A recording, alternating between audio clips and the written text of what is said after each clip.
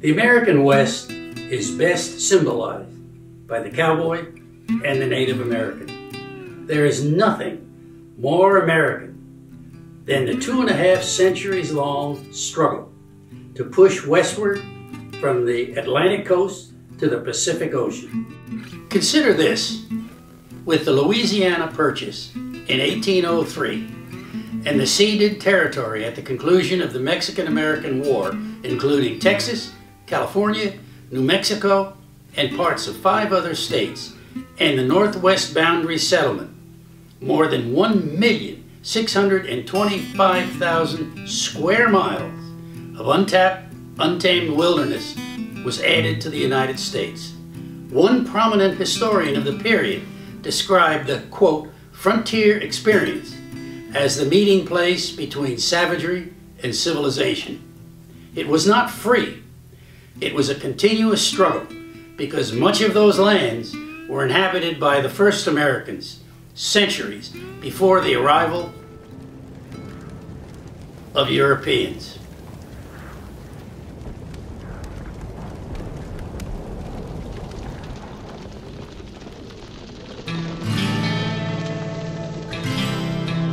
Over the course of 7 presentations, we'll be looking at roughly 1,000 images comprised of both period and contemporary photographs, paintings, sculptures, artifacts, weapons, film clips, and many Native American oral history tales. Our exploration will definitely be unconventional and a mixture of fact and fiction, reality and myth.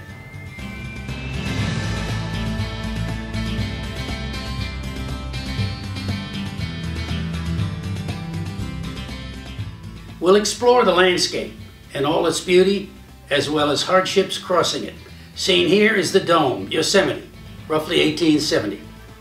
One of the great natural wonders of the world is the Grand Canyon, so vast it cannot be truly represented in just one image.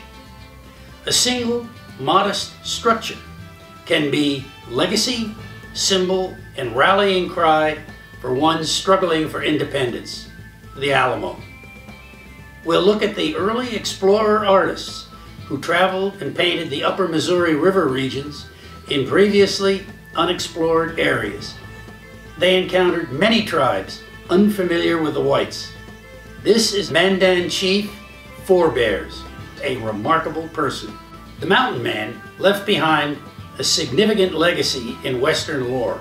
These indomitable figures went far beyond the edges of the frontier, often making the first contact between whites and Native Americans.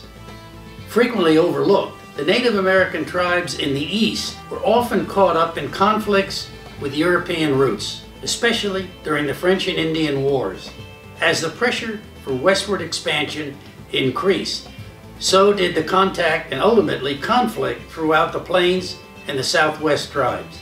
This is symbolic of the intensity and ferocity of these conflicts, which spilled over into the civilian population as well because of the continuous encroachment on Indian lands. In the early 1840s, the tiny seaport town of San Francisco had about a few hundred Anglo residents. By 1850, the numbers had soared to 300,000, the largest mass migration in American history as a result of discovering gold. Heroes and opportunists emerge wherever there is conflict, and the West is no exception. Contact between whites and Indians increased, as did conflict, and certainly George Armstrong Custer learned that firsthand. Legends arose on both sides, none more cunning and ferocious than Geronimo.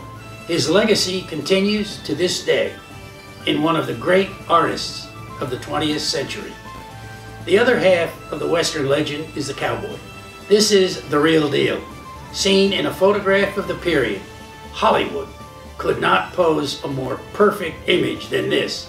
On the contrary, I think Hollywood often copied it. Throughout much of the 19th century, a few names became familiar. through dime novels sold back east, or specifically Hollywood. This ain't no Paul Newman, but he is the real Butch Cassidy. Although still in its infancy, photography played a genuine role in capturing and preserving images of the West. Since the first American-made Western film in 1903, they have become among the most enduring and popular themes in the film industry. High Noon earned Gary Cooper an Oscar for Best Actor, despite considerable political turmoil surrounding the storyline. We will see many paintings and sculptural interpretations of virtually every aspect of the West by the finest painters and sculptors of the Western genre.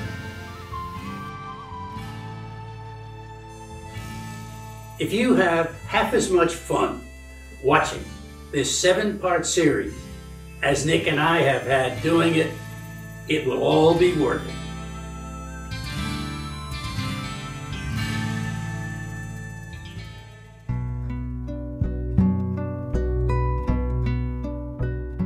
One of the earliest artist explorers to venture all the way to the Pacific Ocean was Madison, Connecticut-born Gilbert Munger in 1836. After serving as a lieutenant in the Civil War and virtually self-taught, in 1866 he traveled as part of a government survey throughout Utah, Colorado, and Wyoming, acting as a survey artist. Seen here is a chromolithograph of the team in the Wasatch Mountain Range in Utah. A chromolithograph is really just a fancy word for a colored print of a painting. 1869 and 1875, he extended his travels to include California. Munger's painting of the approach to Yosemite Valley is a stunning preview of the most revered site in Yosemite National Park, and perhaps the masterpiece of his western landscapes, El Capitan. This glacial granite monolith rises 3,593 feet from base to summit. El Capitan was called by the Native Americans who lived in the region Shooting Star.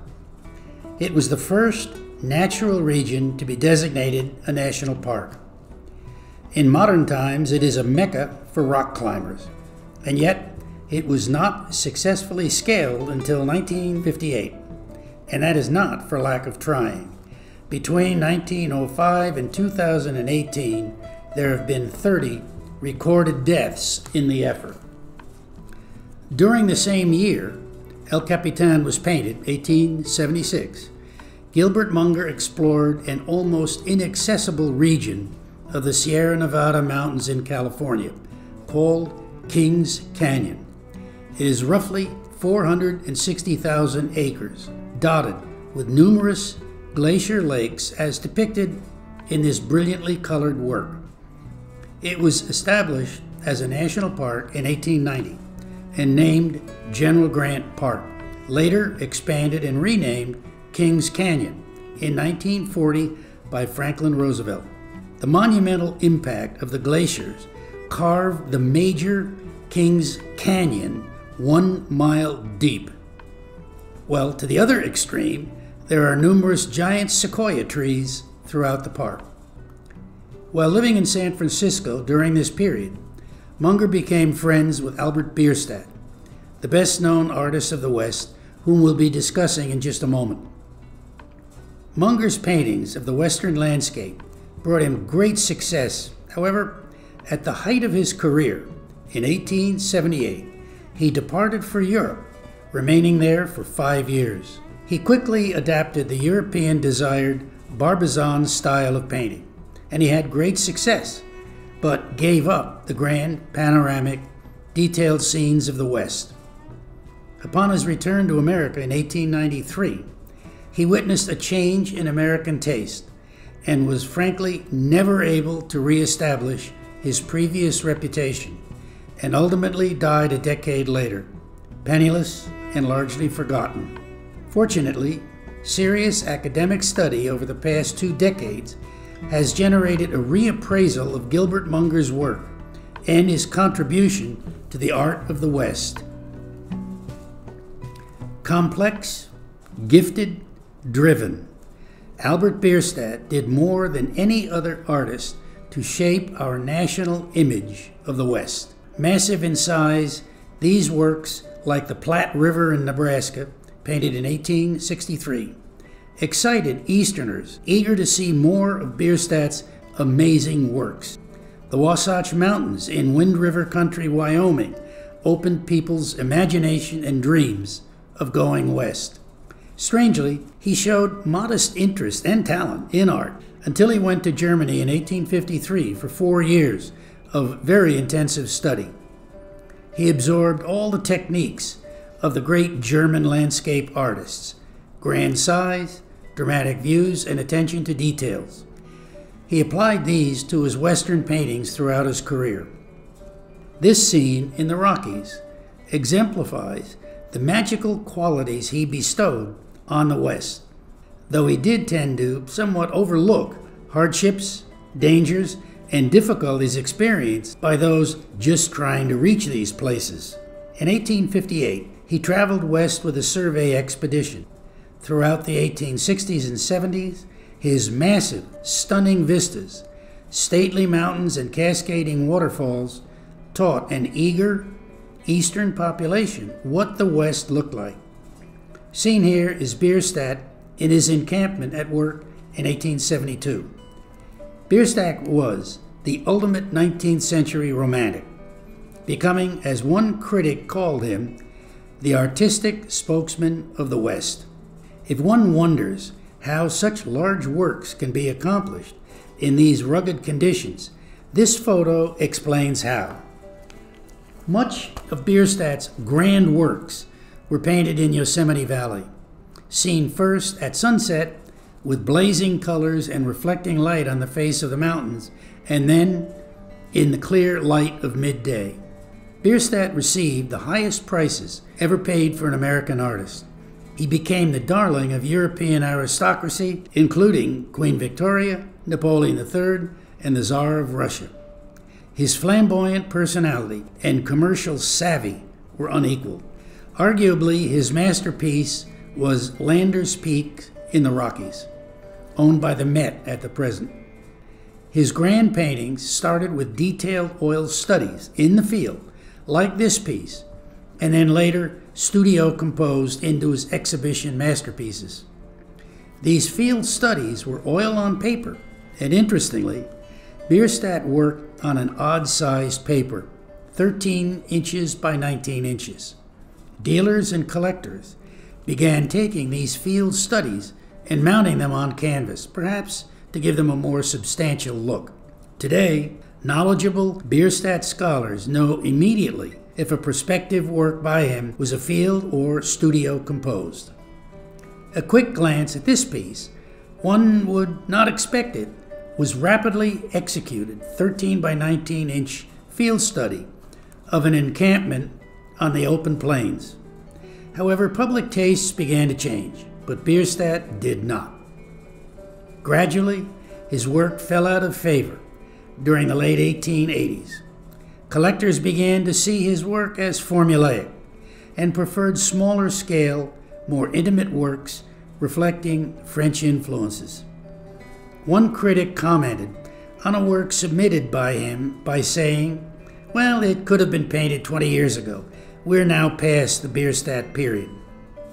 The final blow came when his massive The Last of the Buffalo, 6 by 10 feet, was rejected by the selection committee for the exposition Universelle in Paris, claiming it was one, too large, and it didn't represent the current state of American art. At the time of his passing, in 1902, he had declared bankruptcy and was all but forgotten. His resurgence and critical reappraisal of his crucial role has propelled Albert Bierstadt right back to the top of Western art once again. If you love what you are doing to make a living, you don't have to work a day in your life. Well, that applies to Hermann Herzog. If you can look at yourself at 100 years old and draw a self-portrait, and have an exhibition at 100 years old in a prestigious New York gallery, you are a happy man. Hermann Herzog painted for 83 years, literally to the last day of his life. He was skilled at depicting rural farm scenes like this working image of an ox-drawn cart with figure in brilliant sunlight. Herzog began his studies at 17 years old in Dusseldorf, Germany, and traveled throughout all of Europe and much of North Africa for close to 2 decades before immigrating to America in 1869 at 37 years old. He was highly regarded in Europe with clients like Queen Victoria and Tsar Alexander. But America presented Herzog with the West, and he fell in love with scenes like this: Golden Buttes, Yosemite. He had developed a fondness for mountain scenes while painting in Norway, but the American West offered something very different. It was not only wilderness, but it was still being discovered. It was kind of new. This you don't find in Europe. This image of Yosemite Falls reveals his training in Germany. The darker tones, deeper shadows, and the kind of gnarly tree at the base of the falls is very reminiscent of the great German landscape artists. The wild and untouched feeling is reflected in this Yosemite image as well, especially the power and force of the waterfall. This is the only photo found of Herzog at work in the West. He's the figure on the left. In more than 33 years he lived in the U.S., he traveled virtually every section of the country, Maine to Florida, New England to California. His passion for Yosemite is reflected in this scene entitled, in the artist's hand, Yosemite Upper Falls, 1874. At this time, the only inhabitants of the valley region were the Native American tribe known as the Miwok, who had lived in this region for 4,000 years. Seen here is a Miwok mother and child, with the falls in the distance. This painting by Herzog is the only one I've seen of these people. Gradually, government pressure moved them out of their traditional lands and destroyed their homes. The last remaining Miwok left in 1996. The elements and skills Herzog developed are contained in this classic image of Yosemite Valley. The variety of subjects to paint that Herzog encountered in his travels west is represented by this dramatic weather conditions only found in the open, endless spaces. The starkness of white sands not found in Europe or, frankly, in our own East Coast, and the harsh reality of Death Valley with temperatures that have reached 134 degrees. This small painting of paddle cactus in the desert attests to Herzog's travels. A little research revealed that there are over 1,000 varieties of cactus. Now, who would have known that without Google? This variety appears to be called prickly pear, which can cause severe allergic skin reactions if you come in contact with it. Herzog was known to have walked, climbed, or bicycled great distances to paint any specific scene he wanted. He also proved to be an astute person with his money, investing in the Pennsylvania Railroad and being comfortably well off in his latter years. Oh, and yes, even the prickly pear can be beautiful when it blooms. At his death, Hermann Herzog left 1,000 paintings to his family. These were kept off the market until the early 1970s, when they were released to a very eager museum and collector community. Swedish-born and one of 13 children, Gunnar Widforss led a bohemian existence after completing his studies in Sweden at age 21. Seen here is an image of Stockholm, Sweden, executed during his 2 decades painting throughout Europe. Gradually, by his mid-30s, he gained recognition as an exceptional watercolorist, earning prizes in Paris and King Gustav of Sweden acquired 6 of his works. Ever restless, in search of exotic subject to paint, Wigforss decided to travel to the Orient by way of crossing the U.S. to the West Coast.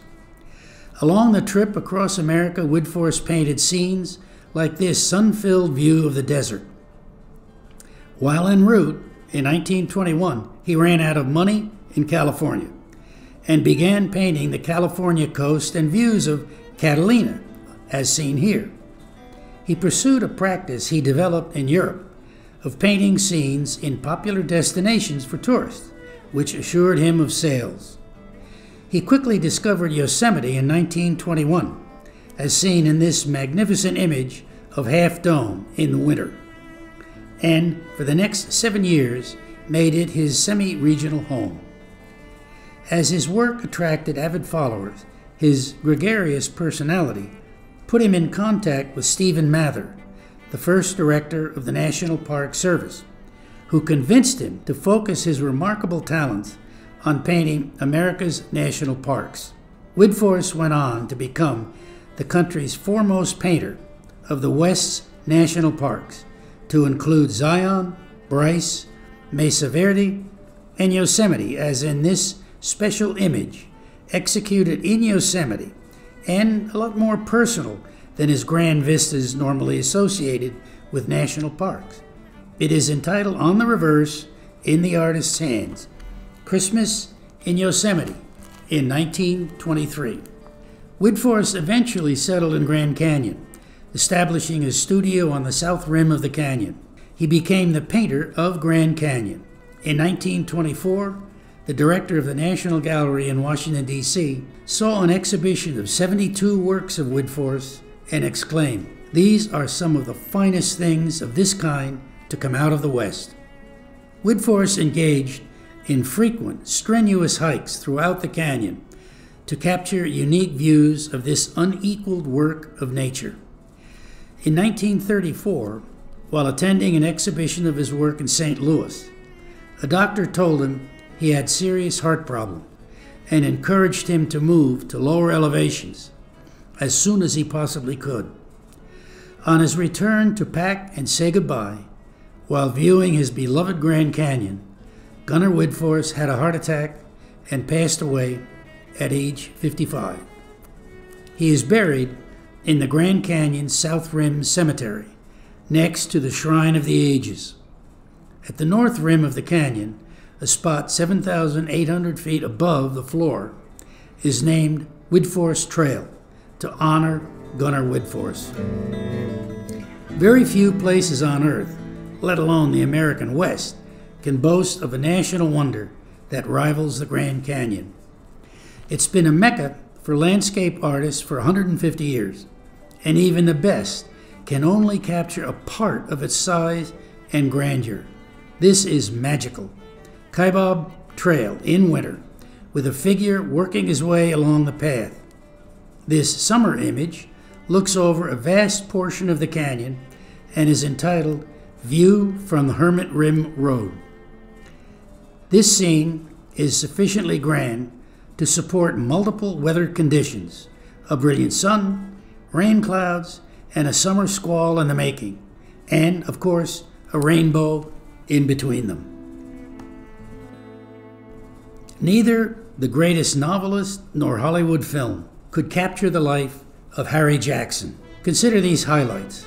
Born in Chicago in 1924 and raised adjacent to the stockyards, knew from age 5 what he wanted to be, ran away at 14 years old to work on the Pitchfork Ranch just outside of Cody, Wyoming, seen here as the youngest of these ranch hands. At 18, joins the Marines and serves in the 2nd Marine Division, and is severely wounded in Tarawa and Saipan. The undiagnosed results of these wounds plagued him all his life. Upon his return, he settled in New York and began an abstract expressionist with a promising career. He became a close friend and drinking buddy of Jackson Pollock, seen here in his Model A Ford truck, bought for $250 that Harry lent him. And if that's not enough, Harry sang at Carnegie Hall with Joan Baez and Bob Dylan, but I'm told he only sang once. He began to drift away from abstraction and towards realism, seen here in The Italian Bar, painted in 1956. Eventually, he returns to his roots, Cody, Wyoming. Harry Jackson lives the life he was meant to and becomes a world-recognized sculptor of Western themes, and often credited with bringing back the legacy of Frederic Remington. A favorite of Ronald Reagan, he had 8 pieces of Harry's in the White House. One could go on. Along the way, he was married 6 times and divorced 6 times. His son emphatically said he was a hard man to love. He treated every day like a life and death struggle. Jackson was eventually diagnosed with traumatic brain injury, epilepsy, and post-traumatic stress with a narcissistic disorder as a result of his war injuries. The New York Times wrote, "In a long career was unlike any other in recent history of American art. He started out as an abstract expressionist and evolved into a realist. Usually it's the other way around." All of Harry Jackson's issues did not detract from his work. At his peak, he had 30 employees at his dedicated foundry in Italy. The prizes, museum exhibitions, and honor continued to amass throughout his career. I call that bold talk for a one-eyed fat man.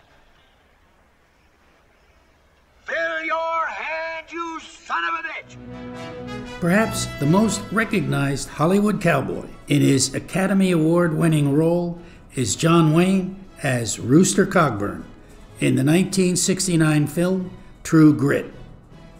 Here, captured in full action, is John Wayne, sculpted by arguably the most authentic sculptor since Remington. Wayne and Harry Jackson became lifelong friends, and Wayne acknowledged this piece was the finest interpretation of him. Its image appeared on the cover of the 1969 issue of Time magazine, earning the Best Cover Art of the Year award and the only bronze sculpture to appear on a Time cover. The description of the rooster character reads, "Past his prime, oversized, blind in one eye, a collection of impurities, mobilized into action, a courage-crazy old man." Duke, what do you think of this? Well, Harry, I'm very proud that Time chose you to put old Ty and me up there for posterity. It's just great. All I need is a patch now, and I can get right in there with it. Yeah, damn right. In addition to reinvigorating the Western bronze tradition from Remington's days, Harry Jackson brought back color to bronze casting, undoubtedly influenced by his days as a painter. Color, or polychrome, casting went back to the Renaissance period in Europe, but had been lost over the centuries. This is Jackson with the polychrome Iroquois guide figure behind him in the section of a very large mural Harry was working on at the time, which includes the guide cautiously moving through the wooded area. This brilliantly colored image of an Iroquois guide, sculpted in 1967, captures Jackson's use of color, while historically it represents the French and Indian Wars, 1754 to 1763, when Indian tribes had to show their loyalty to either the French or the British. This figure served as a guide for a young George Washington, serving as a lieutenant colonel in the Virginia State Militia. This image portrays Washington's attack on a French position that's often credited as the actual start of the 9-year-long war. Craftsmanship is terribly knowable. One should be able to do that in the dark, backwards, you know, count from 1 to 10, then from 10 to 1, and then do the even numbers, and then the odd numbers. But the spirit, that sort of thing, you can never know about that. Wanted, young, skinny, wiry fellows, not over 18, must be expert riders, willing to risk death daily, orphans preferred. This simple advertisement is how the fabled Pony Express began in 1860. The objective was to connect the East Coast with California, reducing previous delivery time in half. The trip from St. Joe, Missouri to Sacramento, California was 1,966 miles. The ambitious experiment lasted only 19 months and was replaced by the telegraph. Its record time was 7 days and 17 hours when it delivered Abraham Lincoln's first inaugural address to California. Jackson began thinking about this piece in 1963 with scores of sketches and extensive research into all aspects of the Fable Rider's gear. It was finished and casted in 1967. This multi-image view emphasizes the action, the full gallop escaping his pursuers, and the entire piece is balanced on one leg. This is truly one of Jackson's masterpieces. A Jackson sculpture similar to this was in John Wayne's hospital room when he died. He had nothing else in the room. He had that piece on the windowsill, so as he looked out the window, he could look at it and see it silhouetted and see it in the morning light and the evening light. That was the last piece he looked at, and he had it on his windowsill. And I'm so proud of that. I can't. I don't have words for that. In 1957, Jackson saw Gustave Courbet's monumental painting, Burial at Ormond, and immediately saw the parallel imagery of a cowboy burial on the open plain. Jackson was working on his masterpiece, the 5-foot-long Stampede, with 30 crazed longhorns, and visualized a range burial for the fallen young cowboy. This became Plantin. He first executed it as a painting. A frantic lead cowboy is trying to turn the herd. A second mounted figure desperately trying to force the nearest steer away from the young cowboy who has fallen from his horse, foot caught in his stirrup and being dragged to death. The same year, Jackson sculpted the inevitable and too often outcome entitled Plantin, which depicts the dead cowboy's open-range burial in an unmarked grave. Nothing like these two works had ever been done before. Only 7 castings of each piece were released. Most are in museums today. Jackson's Plantin has been described as a, quote, silent tableau of cowboy grief. 2 lines from a simple cowboy ballad express the dignity and shared humanity of the young cowboy's death. Quote, Bill, you take my saddle. Slim, you take my gun. Shorty, you take my lariat rope when my last ride is done. I think this is range burial? Range burial. Right, that's another detail of it. And that's 21 feet long and 10 feet high. Plantin consists of 8 figures, 4 horses, and an inquisitive dog in the foreground. Jackson selected certain figures in this piece to cast individually in larger size with greater detail.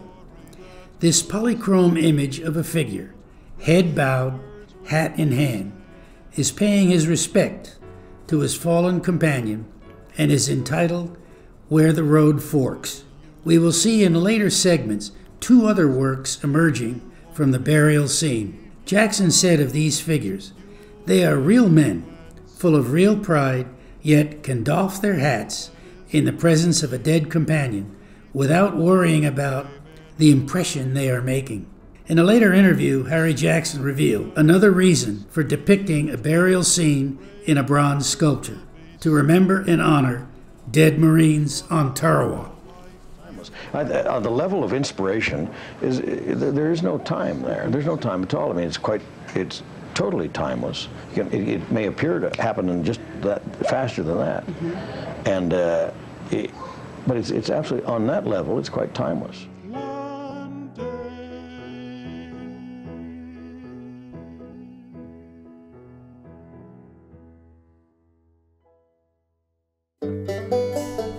The reality and the myth of the mountain man form one of the earliest images of the West. Seen here, the lone figure, laden with beaver pelts, cautiously working his way back to a camp location in presence of other free trappers.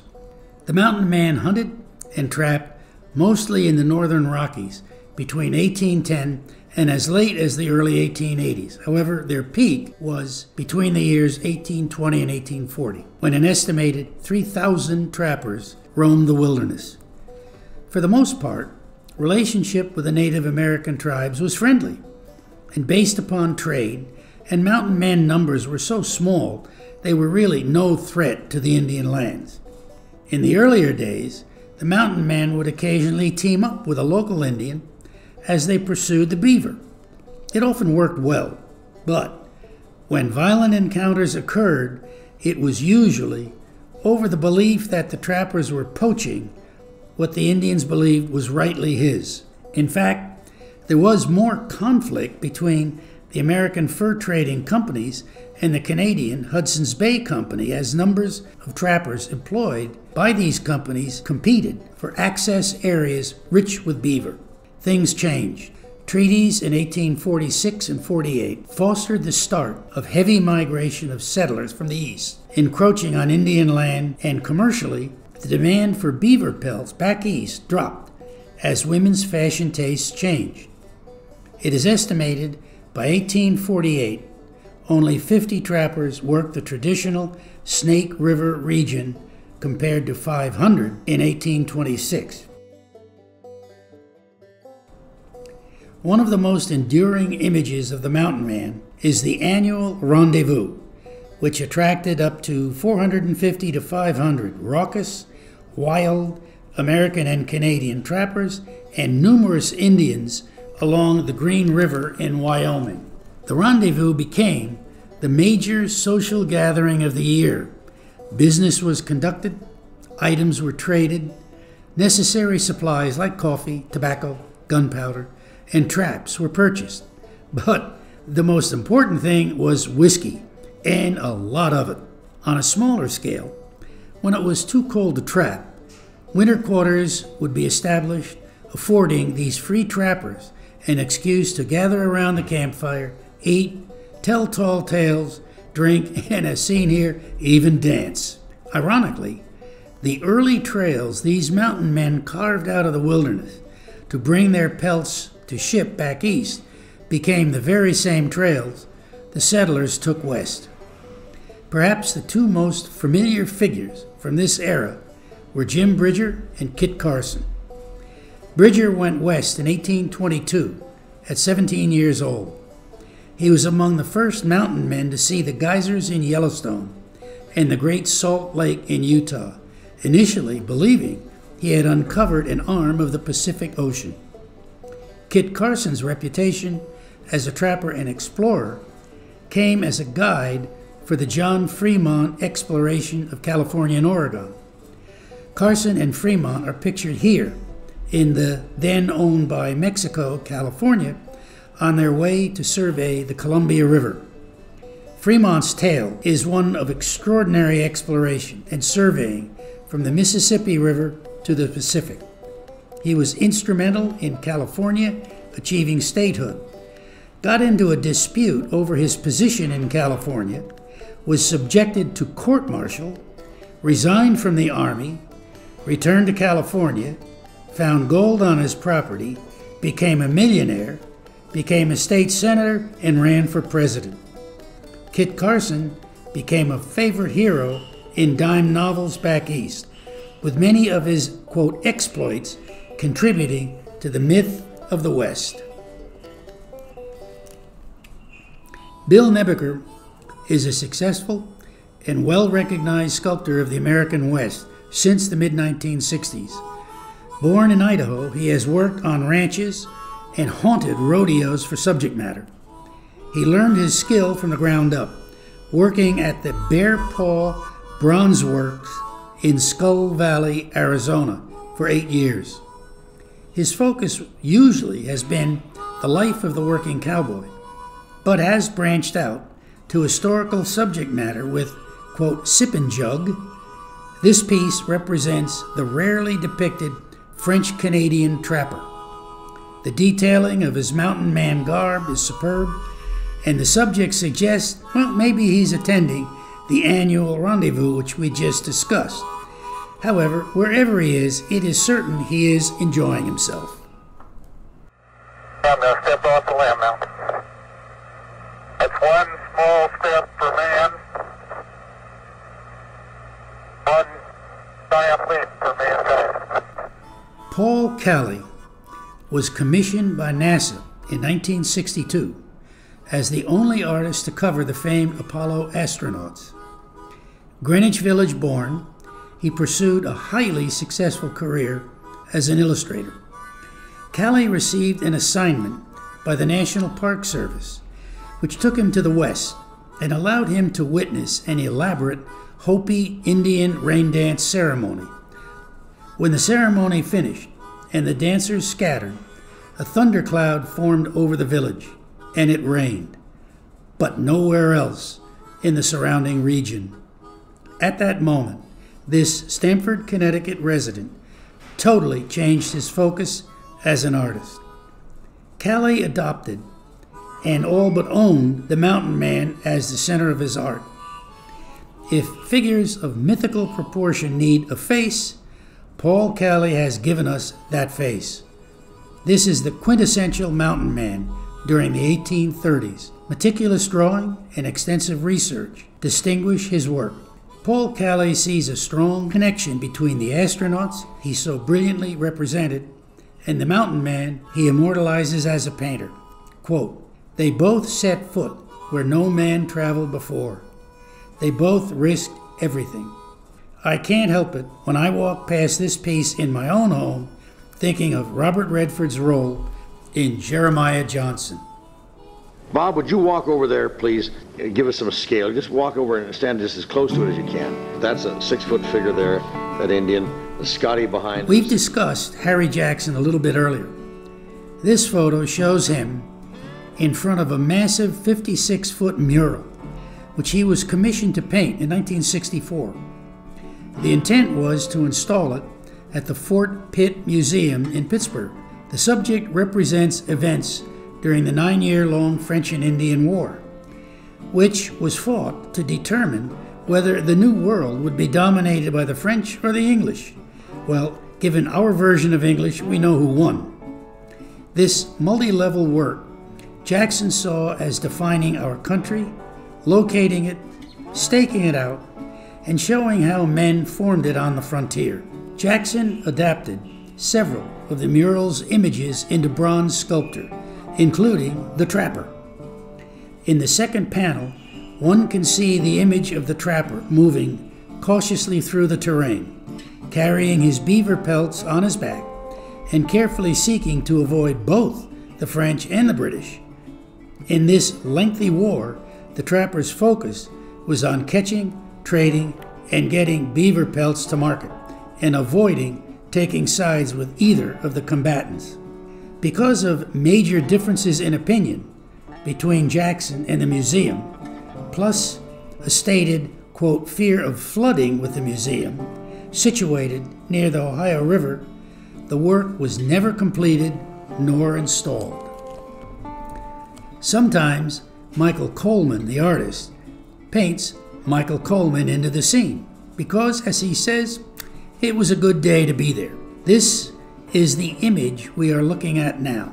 Coleman is a multimedia artist: oil, watercolor, gouache, etchings, and sculptor. He grew up hunting, fishing, and trapping. His work reflects two loves: contemporary wilderness and animal life, and historical images of Native Americans and mountain men. Whether his images are of grizzlies, moose, or mountain goats, it's clear he knows his subjects firsthand. Extensive researcher, ardent collector, or frequent visitor to recreation of the famous Mountain Man Rendezvous, Coleman brings the same accuracy and authenticity to his historical images. Entitled, quote, "Plenty of Meat," this is a compelling image of a mountain man with a fresh kill and all too infrequently enough meat for him and his companions. Coleman's attention to the smallest details is evident in the figure's gear, especially the snowshoes behind him. The most active period of the Mountain Men was relatively short-lived, considering the place they occupy in Western lore. We'd like to think their fearless trek into distant and often dangerous land is part of our national character, even though few of us have ever faced the dangers and hardships that they did. A puzzling fact, think about this. A group of researchers with extensive birth and death date data on documented mountain men determined the average life expectancy was 64 years old. Compare that to 40 years old for the average male of the period. Explain that one. Well, as we close out the segment on the mountain man, I'm tempted to ask if there is one image or face to represent the mountain man, this is it. I've got brand new thoughts, I'm so glad they're there. I've had the same damn things wandering through my mind for years. See, I live in a house on top of a long, lonely hill. I've got the same withering land that alone I till. My wife has passed on and my children moved out. Sky holds no rain no matter how loud I shout. Oh, but I got me an idea and a gun from the pawn shop. I'm shaking all over